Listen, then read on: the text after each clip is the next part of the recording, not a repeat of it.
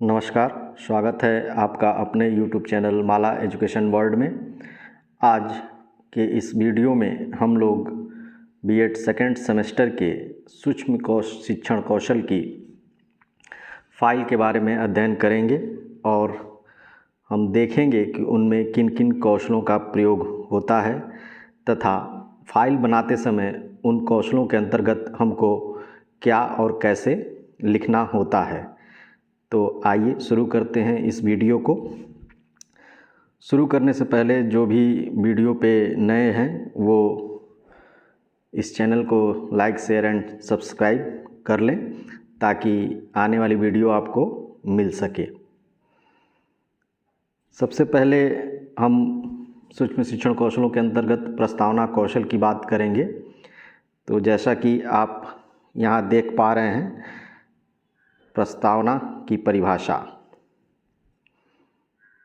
प्रस्तावना की परिभाषा के अंतर्गत शिक्षक पाठ पढ़ाने के पूर्व छात्रों का ध्यान पाठ की ओर ले जाने के लिए जो भी क्रियाकलाप करता है उसे प्रस्तावना कहते हैं।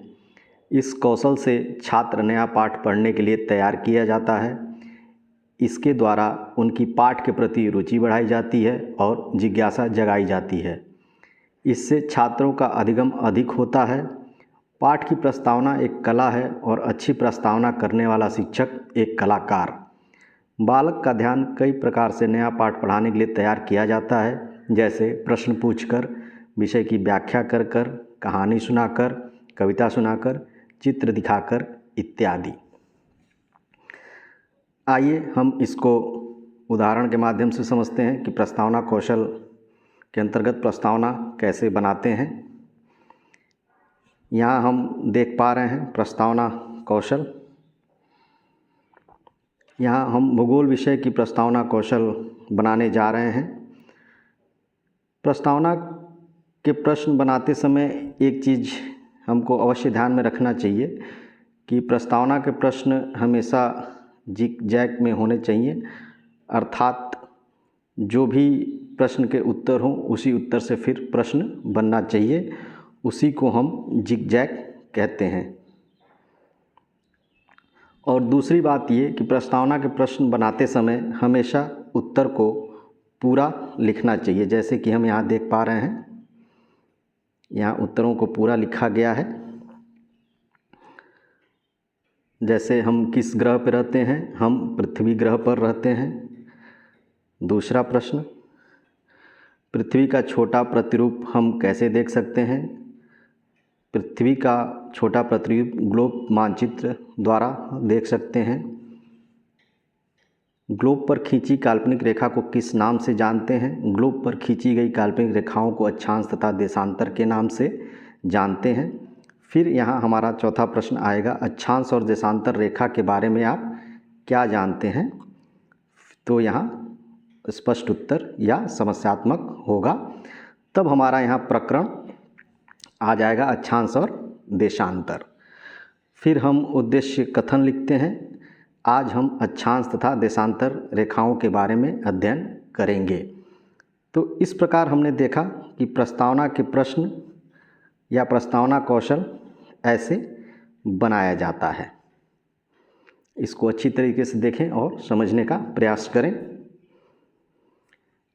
उसी प्रकार यहाँ दूसरा हिंदी विषय के अंतर्गत हम प्रस्तावना कौशल को देखें तो जिसमें पहला प्रश्न है, हिंदी वर्णमाला में कुल कितने मूल वर्ण हैं? हिंदी वर्णमाला में कुल 52 मूल वर्ण हैं।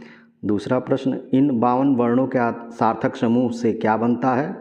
52 वर्णों के सार्थक समूह से शब्द बनता है। शब्दों तथा वाक्यों को पहले और लिखते समय रुकने की प्रक्रिया को क्या कहते हैं?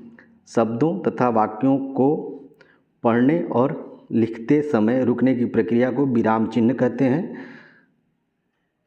फिर चौथा प्रश्न, विराम चिन्ह कितने प्रकार के होते हैं? यहाँ उत्तर स्पष्ट, अस्पष्ट उत्तर या समस्यात्मक हो जाएगा।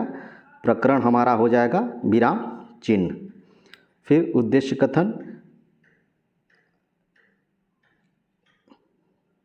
आज हम सभी विराम चिन्ह के बारे में अध्ययन करेंगे। तो ठीक उसी प्रकार ये भूगोल की प्रस्तावना, ये हिंदी की प्रस्तावना, और भी उदाहरण दिए गए हैं प्रस्तावना कौशल के अंतर्गत, जिसको आप देख सकते हैं। भूगोल जिसका प्रकरण गंगा नदी है, फिर हिंदी। तो ये प्रस्तावना कौशल के कुछ उदाहरण हैं जिसको हमने भूगोल और हिंदी विषय के अंतर्गत देखा और अध्ययन किया।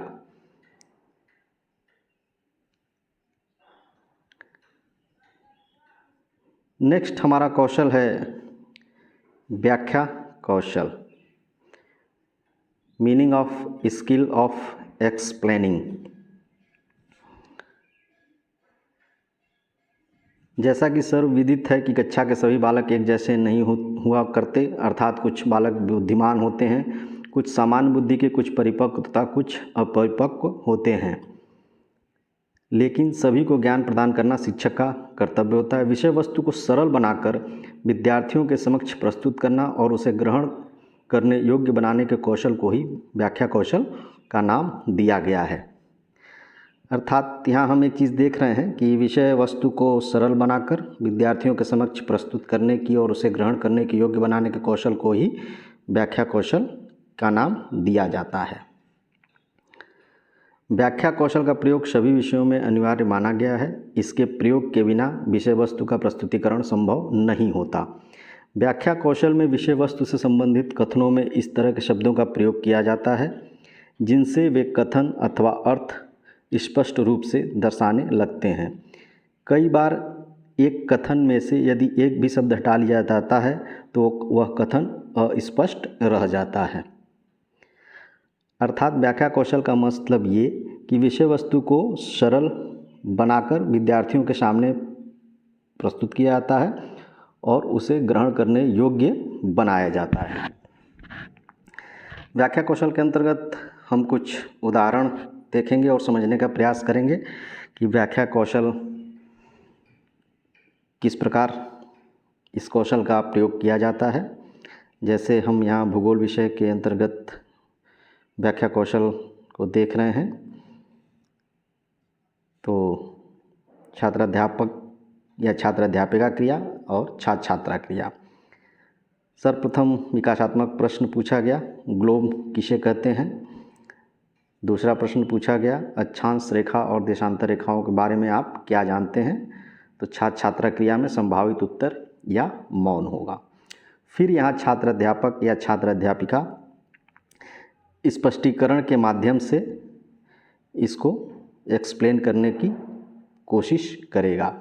जैसे ग्लोब भूगोलवेताओं द्वारा बनाया गया पृथ्वी का लघु रूप में एक वास्तविक प्रतिरूप है।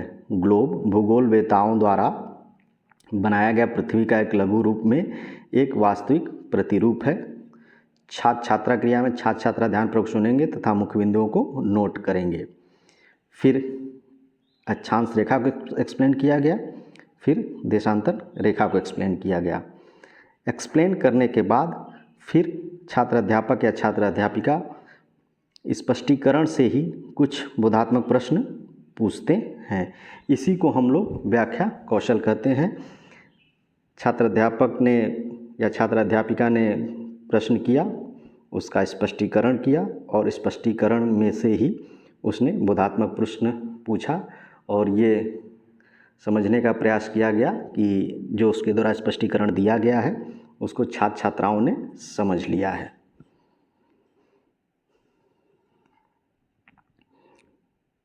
ठीक उसी प्रकार दूसरा व्याख्या कौशल भूगोल का वायुमंडल, विकासात्मक प्रश्न, स्पष्टीकरण और फिर बोधात्मक प्रश्न।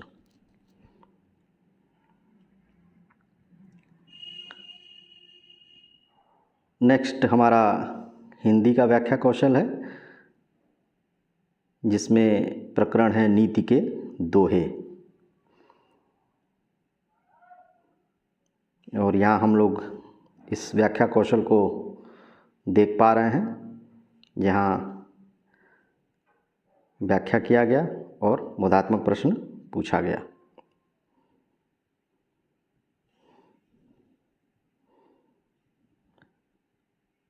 फिर यहाँ दूसरा उदाहरण व्याख्या कौशल का हिंदी का प्रकरण है कबीर के दोहे,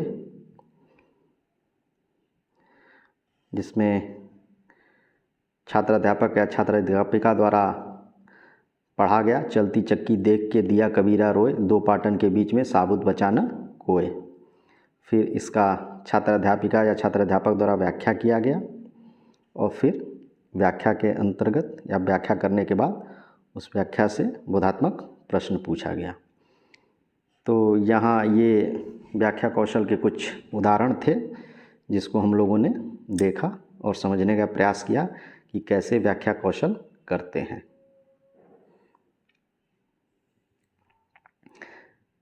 व्याख्या कौशल के 4 उदाहरण, 2 भूगोल के और 2 हिंदी के। उम्मीद करता हूँ कि आपको समझ में आ रहा होगा। नेक्स्ट कौशल है हमारा दृष्टांत कौशल। दृष्टांत कौशल के अंतर्गत जब शिक्षण प्रक्रिया में सिद्धांत, नियम और प्रत्ययों को शिक्षक व्याख्यान के द्वारा स्पष्ट नहीं कर पाते, तब यह कई बार चित्रों, स्पष्टीकरण तथा उदाहरणों का सहारा लेकर उन्हें स्पष्ट करने का प्रयास करते हैं। कई बार देखा गया है कि शिक्षक प्रकरण को व्याख्यान के माध्यम से जब स्पष्ट नहीं कर पाते हैं तो उन्हें उसको स्पष्ट करने के लिए या छात्रों को समझाने के लिए चित्र, उदाहरणों का सहारा लेना पड़ता है। दृष्टांतों तथा उदाहरणों के माध्यम से शिक्षक नवीन, जटिल और अमूर्त ज्ञान को सरलता से छात्रों तक पहुंचा देता है। दृष्टांत कौशल के माध्यम से शिक्षक जटिल संप्रत्तियों तथा अमूर्त ज्ञान को सरल, सहज तथा बोधगम्य बना देता है। इसके प्रयोग हेतु शिक्षक को विभिन्न संप्रत्यय, सिद्धांत या नियम आदि को समझने के लिए पहले से ही समुचित उदाहरणों तथा दृष्टांतों का चयन कर लेना चाहिए। अर्थात शिक्षक को पढ़ाने से पहले या छात्रों के समक्ष व्याख्या करने से पहले समुचित उदाहरण और दृष्टांत का चयन उसको कर लेना चाहिए ताकि पढ़ाते समय बच्चों को आसानी से समझा सके। आइए दृष्टांत कौशल के कुछ हम उदाहरण देखते हैं। जैसा कि हम देख पा रहे हैं भूगोल, और भूगोल विषय के अंतर्गत प्रकरण है हमारा शैल।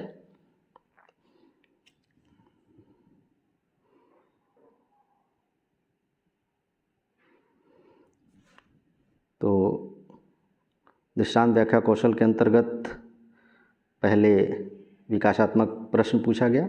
शैल चट्टान के बारे में आप लोग क्या जानते हैं? छात्र छात्रा क्रिया में संभावित उत्तर। फिर छात्र अध्यापक या छात्र अध्यापिका द्वारा व्याख्या किया गया। शैल खनिजों के मिश्रण से मिलकर बना पदार्थ है जो विभिन्न आकृतियों, आकारों एवं रंगों में पाई जाती है। ये मिट्टी की तरह मुलायम तथा पत्थर की तरह कठोर भी हो सकते हैं।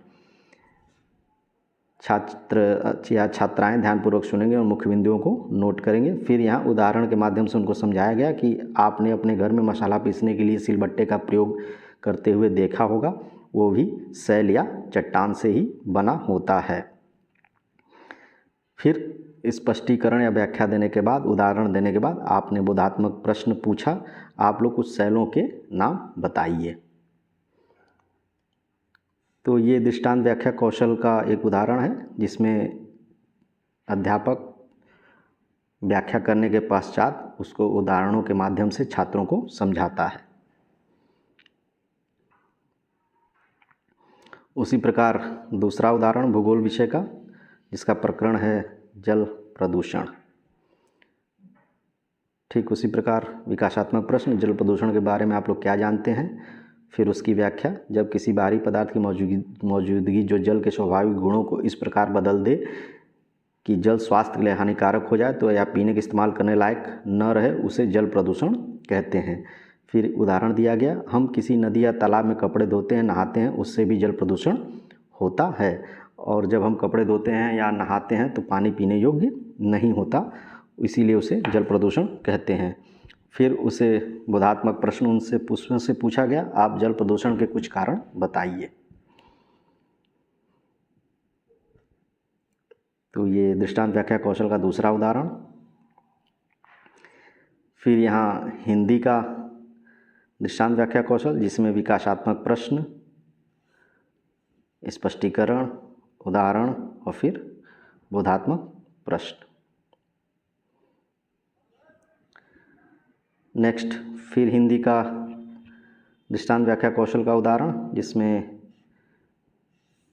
विकासात्मक प्रश्न, स्पष्टीकरण, उदाहरण और बोधात्मक प्रश्न।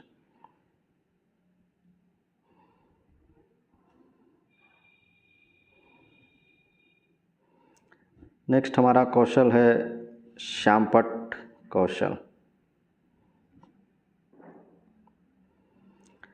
श्यामपट्ट शिक्षण एवं शिक्षक का घनिष्ठ मित्र होता है। यह अध्यापकों के शिक्षण का अभिन्न अंग होता है। हम किसी ऐसे कक्षा कक्ष की कल्पना नहीं कर सकते जहाँ पर श्यामपट्ट न हो। प्रोफेसर स्टक के अनुसार इसे शिक्षक और छात्रों द्वारा प्रयुक्त विद्या समझना चाहिए, क्योंकि शिक्षक इसकी सहायता से निर्देश देता है और छात्र आत्माभिव्यक्ति की या व्याख्या करता है। शिक्षण के उस सहायक आवश्यक साधन को जिसका उपयोग शिक्षक द्वारा किसी बात को लिखकर समझने, समझाने अथवा पठितांश का सार लिखने तथा लिखाने हेतु किया जाता है, उसे श्यामपट्ट, हरापट्ट, व्हाइट बोर्ड आदि नामों से उसके रंग के आधार पर पुकारा जाता है। यह प्राचीन साधन शिक्षण का सहायक ही नहीं अपितु आवश्यक साधन है। इसके अभाव में शिक्षक का काम नहीं चल सकता। तो यहाँ श्यामपट्ट कौशल के उदाहरण, जिसमें छात्र अध्यापक या अध्यापिका प्रश्न पूछता है, छात्र और छात्र क्रिया में छात्र उसका उदाहरण देते हैं और अध्यापक द्वारा श्यामपट्ट कौशलों के प्रयोग से उसको समझाने का प्रयास किया जाता है।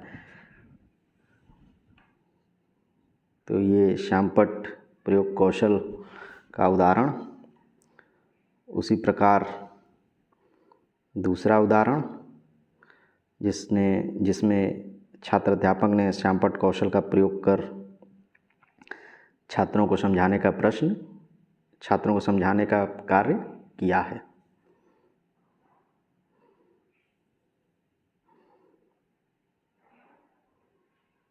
उसी प्रकार हिंदी का श्यामपट्ट प्रयोग कौशल, जिसमें छात्र अध्यापक ने प्रश्न पूछा, छात्राओं ने जवाब दिया और श्यामपट्ट प्रयोग के माध्यम से उसको लिखा गया या समझाने या दिखाने का प्रयास किया गया।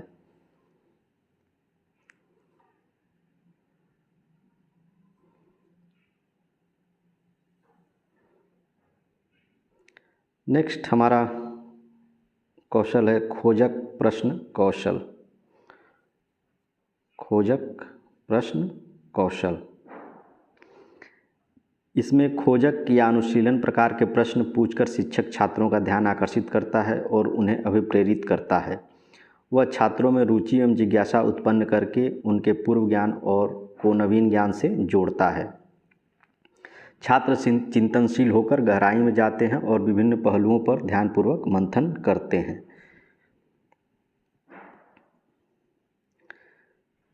इसके कुछ उदाहरण अनुशीलन या खोजक प्रश्न कौशल के, जिसमें छात्र अध्यापक या अध्यापिका प्रश्न पूछते हैं और छात्र छात्रा उसका उत्तर देते हैं। इसको हम लोग देख पा रहे हैं।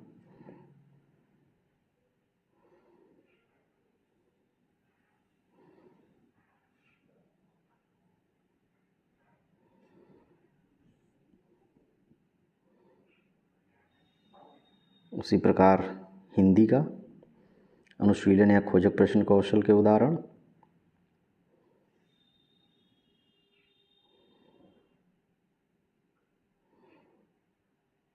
जैसा कि हम लोग इसमें देख रहे हैं।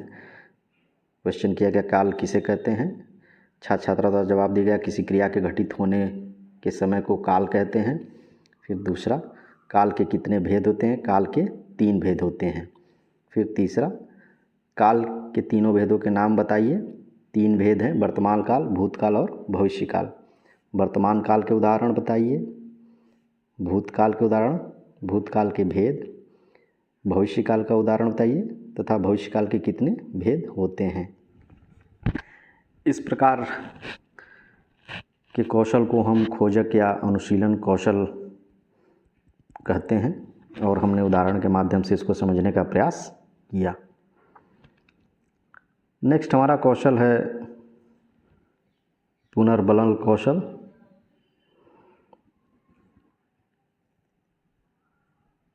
पुनर्बलन से हमारा अभिप्राय ऐसे उद्दीपनों का प्रयोग करना जिनके प्रस्तुतिकरण या हटाने से किसी अनुक्रिया के होने की आशा बढ़ जाती है। इन उद्दीपनों में पुरस्कार, शाबाशी देना, प्रशंसा करना, कमियों को बताना आदि क्रियाएं आती हैं। ये क्रियाएं दो प्रकार की होती हैं, धनात्मक पुनर्बलन और ऋणात्मक पुनर्बलन। पुनर्बलन कौशलों का प्रयोग करते समय हम धनात्मक पुनर्बलन कौशलों का ही प्रयोग करते हैं। नकारात्मक या ऋणात्मक पुनर्बलन कौशल का प्रयोग नहीं करना चाहिए। हमें हमेशा धनात्मक पुनर्बलन ही करना चाहिए। आइए उसके कुछ उदाहरण हम देखते हैं। जैसे यहाँ पहला क्वेश्चन है, सूर्य, ग्रहों, उपग्रहों, उल्कापिंड के समूह को क्या कहते हैं? छात्र छात्राओं ने जवाब दिया, सूर्य, ग्रहों, उपग्रहों के समूह को सौर मंडल कहते हैं। तो यहाँ पुनर्बलन का प्रयोग किया गया अच्छा।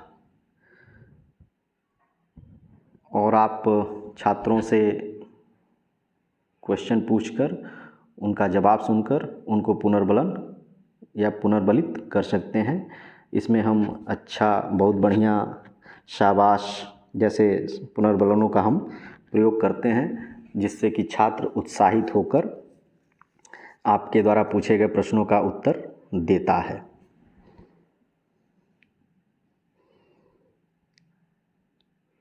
उसी प्रकार भूगोल विषय के अंतर्गत पुनर्बलन प्रश्न कौशल का दूसरा उदाहरण,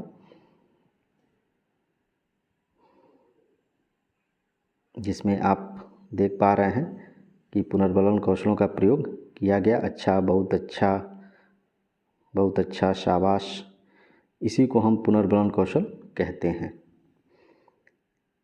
ठीक उसी प्रकार हिंदी विषय के अंतर्गत पुनर्बलन कौशल के उदाहरण,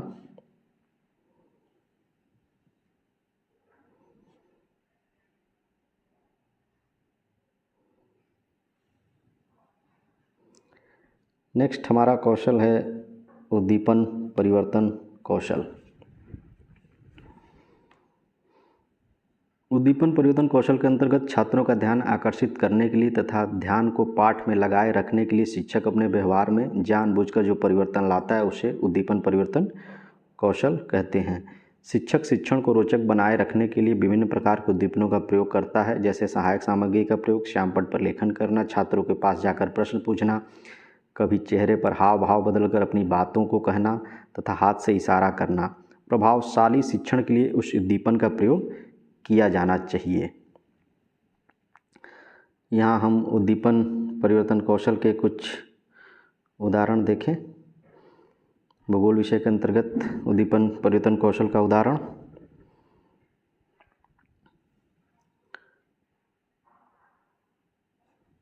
नेक्स्ट दूसरा उदाहरण, जिसमें प्रकरण है जलवायु।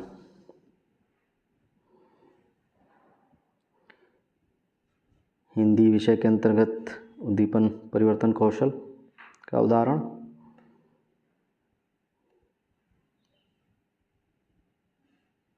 और फिर चौथा हिंदी विषय के अंतर्गत उद्दीपन परिवर्तन कौशल का चौथा उदाहरण।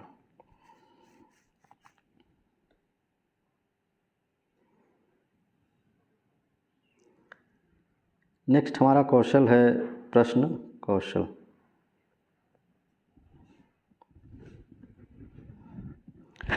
शिक्षण प्रक्रिया की शुरुआत आदिकाल से ही प्रश्न उत्तर के रूप में शुरू हुई थी और आज भी जिज्ञासु छात्र प्रश्न पूछता है तथा शिक्षक उसका उत्तर देता है। शिक्षक छात्र अधिगम की जांच हेतु अथवा पाठ्य वस्तु के विषय में जिज्ञासा उत्पन्न करने हेतु प्रश्न पूछता है। प्रश्न पूछना एक आवश्यक शिक्षण कौशल है जिसे शिक्षक को सीखना चाहिए।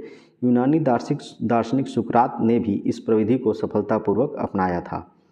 प्रश्नों का संकलन अर्थपूर्ण होना चाहिए। यहाँ पर अर्थपूर्ण प्रश्नों का अर्थ है प्रश्नों के पूछने में संरचना, प्रक्रम और उत्पाद तीनों का ध्यान रखना चाहिए।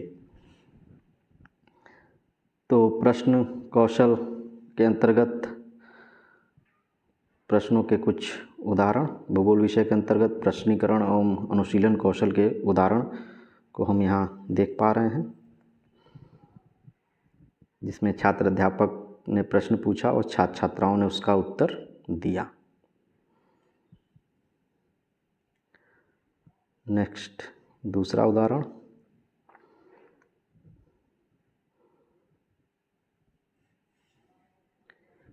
हिंदी विषय का प्रश्नीकरण कौशल।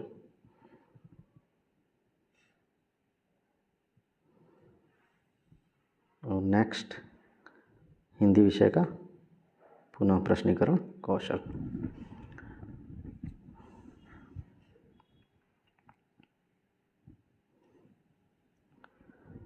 नेक्स्ट हमारा कौशल है पाठ समापन कौशल, स्किल ऑफ क्लोजर। इसके अंतर्गत पाठ की प्रस्तावना एवं विकास जितना महत्वपूर्ण होता है उतना ही उसका समापन महत्वपूर्ण होता है। पढ़ाए गए सभी बिंदु यदि अंततः निष्कर्ष में समाहित हो जाते हैं तो छात्र अधिगम से सीधे तौर पर संबंधित हो जाता है। स्मृति में धारण करने की क्षमता एवं निष्कर्ष का गहरा संबंध होता है। उचित निष्कर्ष निकालने बिना कोई भी पाठ संपूर्ण नहीं कहा जा सकता। शिक्षक का इस कौशल में दक्ष होना अत्यंत महत्वपूर्ण होता है। निष्कर्ष देने के पश्चात प्रश्न पूछकर भी पाठ समापन किया जा सकता है। मूल्यांकन पुनरावृत्ति प्रश्न सभी शिक्षण बिंदुओं को एक साथ रखकर सूचना संग्रहित करने में शिक्षक की सहायता करता है। प्रायः मूल्यांकन प्रश्नों का स्वरूप वस्तुनिष्ठ प्रकार का रखा जाता है, जिससे सहजता से निष्कर्ष निकाला जा सके एवं सभी विद्यार्थियों तक प्रेषित किया जा सके। इस दौरान छात्र सहभागिता को विकसित करने की भी पूर्ण संभावना होती है। तो आइए पाठ समापन कौशल के अंतर्गत हम कुछ उदाहरण देखें, जिसमें विकासात्मक प्रश्न पूछा गया। पृथ्वी की गति के बारे में आप क्या जानते हैं, फिर उसकी स्पष्टीकरण की गई, इसकी व्याख्या दिया गया और फिर उससे बोधात्मक प्रश्न को पूछकर पाठ समापन किया जाता है। उसी प्रकार भूगोल विषय का दूसरा पाठ समापन कौशल, विकासात्मक प्रश्न, स्पष्टीकरण और बोधात्मक प्रश्न। हिंदी का पाठ समापन कौशल का उदाहरण,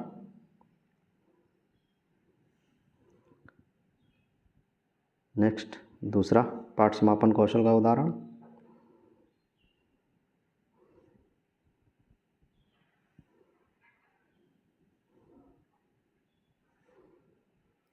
और अंत में जो अंतिम कौशल आता है उसे हम एकीकृत पाठ योजना कहते हैं, अर्थात इंटीग्रेटेड लेसन प्लान। यानी जितने भी कौशलों को आपने पढ़ा और अध्ययन किया उन सभी कौशलों को मिलाकर एक पाठ योजना का निर्माण करना होता है, उसे ही हम एकीकृत पाठ योजना कहते हैं। एकीकृत पाठ योजना बनाने का प्रारूप कुछ अलग है। आइए इसको हम देखते हैं और समझने का प्रयास करते हैं कि एकीकृत पाठ योजना का निर्माण कैसे किया जाता है। यहाँ हम भूगोल विषय की एकीकृत पाठ योजना का निर्माण करने जा रहे हैं, जिसमें प्रकरण है सौर मंडल। सबसे पहले हम एकीकृत पाठ योजना बनाने में उद्देश्य लिखते हैं और इन उद्देश्यों को हम सामान्य उद्देश्य और विशिष्ट उद्देश्य के माध्यम से लिखते हैं। सामान्य उद्देश्य हमेशा विषय से संबंधित होता है, जिसमें हम लिख सकते हैं कि छात्रों को भूगोल विषय के बारे में अवगत कराना, छात्रों को भूगोल के विषय के बारे में रुचि जागृत करना, छात्रों को भौगोलिक सिद्धांतों एवं तथ्यों से परिचित कराना, छात्रों में मानसिक शक्तियों का विकास करना। तो ये तो हमारा सामान्य उद्देश्य रहा जो विषय से संबंधित था। नेक्स्ट हमारा विशिष्ट उद्देश्य। विशिष्ट उद्देश्य प्रकरण से संबंधित होता है और इन विशिष्ट उद्देश्यों को हम ज्ञानात्मक, बोधात्मक तथा क्रियात्मक उद्देश्यों के अंतर्गत लिखते हैं। जैसे हमारा प्रकरण सौरमंडल है तो ज्ञानात्मक उद्देश्य के अंतर्गत होगा छात्र छात्राएं सौरमंडल तथा आकाशीय पिंडों के बारे में जान सकेंगे। बोधात्मक प्रश्न होगा छात्र सौरमंडल से संबंधित तथ्यों को समझ सकेंगे या उनकी व्याख्या कर सकेंगे। और क्रियात्मक उद्देश्य होगा छात्र सौरमंडल के बारे में तर्क कर सकेंगे या छात्र छात्राएं अपने उत्तर पुस्तिका में सौरमंडल को चिन्हित कर सकेंगे या सौरमंडल के ग्रहों को चिन्हित कर सकेंगे। ये हम क्रियात्मक उद्देश्य के अंतर्गत लिखते हैं। तो यहाँ हमने सामान्य उद्देश्य और विशिष्ट उद्देश्यों को देखा। फिर उसके बाद हम शिक्षण सहायक सामग्री लिखते हैं। शिक्षण सहायक सामग्री के अंतर्गत चार्ट, श्यामपट्ट प्रयोग, दृश्य सामग्री, संकेतक आदि लिखते हैं। उसके बाद पूर्व ज्ञान, छात्र छात्राएं सौरमंडल के बारे में सामान्य जानकारी रखते हैं। फिर हम प्रस्तावना के प्रश्न पूछते हैं। अभी आपने ऊपर प्रस्तावना कौशल का उदाहरण देखा, ठीक उसी प्रकार यहाँ हम प्रस्तावना के प्रश्न पूछते हैं।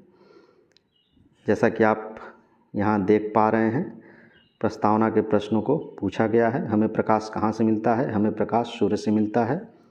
सूर्य के चारों ओर चक्कर कौन लगाता है? सूर्य के चारों ओर ग्रह चक्कर लगाते हैं। ग्रह उपग्रह सूर्य के समूह को क्या कहते हैं? ग्रह उपग्रह सूर्य के समूह को सौरमंडल कहते हैं।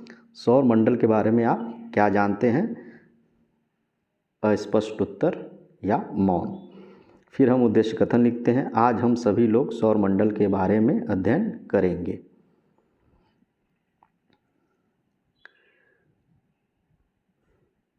फिर शिक्षण विधि। शिक्षण विधि के अंतर्गत हम व्याख्यान विधि या प्रश्नोत्तर विधि लिखते हैं कि किस विधि से हम इस पाठ को पढ़ाएंगे, जिसमें व्याख्यान विधि या प्रश्नोत्तर विधि लिख सकते हैं। फिर हम प्रस्तुतिकरण कहते हैं, जिसमें 4 कॉलम यहाँ बनते हैं। शिक्षण बिंदु, छात्र अध्यापक या छात्र अध्यापिका क्रिया, छात्र छात्रा क्रिया और श्यामपट्ट कार्य। चूँकि हमारा प्रकरण सौरमंडल है तो शिक्षण बिंदु में सौरमंडल, फिर यहाँ विकासात्मक प्रश्न सौरमंडल के बारे में आप क्या जानते हैं, फिर उसका स्पष्टीकरण, यानी हमने यहाँ व्याख्या कौशल का प्रयोग हो रहा है। उसके बाद स्पष्टीकरण के बाद यहाँ फिर बोधात्मक प्रश्न। हमारे सौरमंडल का मुखिया कौन है? सूर्य। ये दूसरा बोधात्मक प्रश्न, सूर्य के सबसे नज़दीक ग्रह कौन सा है? बुध। यानी यहाँ प्रश्न पूछा गया, उसका स्पष्टीकरण किया गया और फिर बोधात्मक प्रश्न पूछा गया। नेक्स्ट हमारा आता है श्यामपट्ट कार्य या श्यामपट्ट सारांश, जिसमें सौरमंडल का चित्र बनाया गया और छात्रों को समझाने का प्रयास किया गया। फिर निरीक्षण कार्य, जिसमें छात्र अध्यापक या छात्र अध्यापिका समय समय पर कक्षा का घूम कर निरीक्षण करेंगे कि जो श्यामपट्ट सारांश लिखवाया गया है उसको बच्चे अपने कॉपी में लिख रहे हैं या नहीं। फिर पुनरावृत्ति के प्रश्न, हम पुनरावृत्ति के प्रश्न बच्चों से पूछते हैं ये देखने के लिए या समझने के लिए कि छात्र छात्राओं ने उसको कितना समझा है। फिर गृह कार्य छोटे बच्चों को दिया जाता है। छोटे बच्चों को गृह कार्य हमेशा लिखित रूप में दिया जाना चाहिए। जैसा कि आप यहाँ देख पा रहे हैं, सौरमंडल के बारे में लिखकर लाना है। तो इस प्रकार हमने एकीकृत पाठ्य योजना का प्रारूप देखा। एक बार इसको आप पुनः देख लीजिए। सामान्य उद्देश्य, विशिष्ट उद्देश्य, शिक्षण सहायक सामग्री, पूर्व ज्ञान, प्रस्तावना, उद्देश्य कथन, शिक्षण विधि, फिर प्रस्तुतिकरण, श्यामपट्ट सारांश, निरीक्षण कार्य, पुनरावृत्ति के प्रश्न, गृह कार्य। तो इस प्रकार हमने सूक्ष्म शिक्षण कौशलों के अंतर्गत जितने भी शिक्षण कौशल हैं उसका हम लोगों ने अध्ययन किया और ये समझने और देखने का प्रयास किया कि उन क्वेश्चनों के अंतर्गत हमको क्या और कैसे लिखना होता है। Thank you for watching.